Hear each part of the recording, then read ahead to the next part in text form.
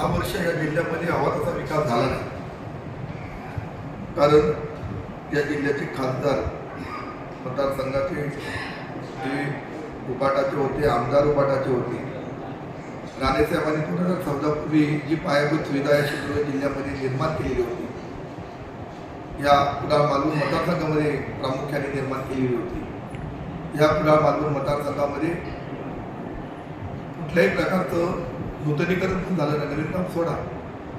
आता ते सगळं आव्हान आपण गेल्या 1-1.5 वर्षामध्ये सन्माननीय राणे यांच्या माध्यमातून, पालकमंत्री राणे यांच्या माध्यमातून आम्ही करतो आहोत. भविष्यात येत्या 1-1.5 वर्षामध्ये सगळी जी पायाभूत सुविधा जी खराब झालेली आहे ती उभ्या करण्याचं आव्हान, वाडीवाडी वस्तीत जे रोड आहेत ते रोड खराब झालेले आहेत, ते रोड चांगल्या स्थितीत बनवण्याचं आव्हान आमच्याकडे ते आम्ही पूर्ण करू. दुसरी गोष्ट मला या ठिकाणी सांगावंसं वाटतं की मी नगरपालिका नगरपंचायत इलेक्शनपासून बघतो आहे की उभाटा म्हणून या ठिकाणी लोक काही म्हणत आहेत, इथले माजी आमदार फिरत आहेत. परंतु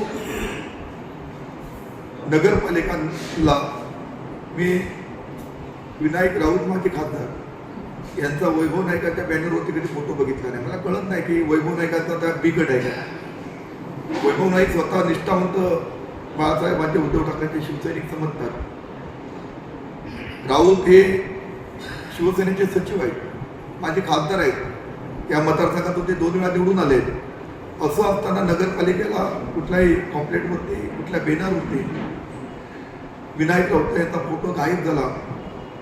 त्यामुळे ही टीम कुठची कार्यरत आहे ते मला समजत नाही, किंवा कार्यकर्त्यांना किंवा उभाटाच्या कार्यकर्त्यांना, पदाधिकाऱ्यांना सुद्धा समजत नाही. आता 1-2 दिवस आपले असे किस्से झाले की उभाटाचे काही उमेदवार मशाल हे चिन्ह घेऊन उभे राहिले. त्यांना स्वतः आमदार साहेब आमदार फोन करतायत, माझे आमदार वैभव नाईक फोन करतायत की तुम्ही तो फॉर्म मागे घ्यायचा आहे, तो मागे घ्यायचा आहे. आणि त्या उमेदवाराने सांगितलं की मी आता उभा राहणार आहे, तर तुला मशाल चिन्ह घेऊन उभा राहता येणार नाही, अशी दमदाटी पण करतायत. त्यामुळे नक्की हे काय चाललंय उभाटाच्या कार्यकर्त्यांनी सुद्धा ओळखलं पाहिजे आणि योग्य निर्णय वैभव नाईक कशा प्रकारचं काम करताय. उद्धव ठाकरेंचं नाव वापरून मी निष्ठावून म्हणून सांगताय. मागे एक वाक्य होतं त्याचं पूर्वी, तुम्ही फक्त लढ म्हणा असं काहीतरी एक बॅनर लागत होता. आता लढ म्हणा आता म्हणणारेच आता हे वैभव नाही. लोकांना फॉर्म मागे घ्या म्हणून फोन करतायत उभाटाच्या उमेदवारांना बिनवर सोडण्यासाठी. फॉर्म मागे घ्या असं हे लोकांना सांगतायत.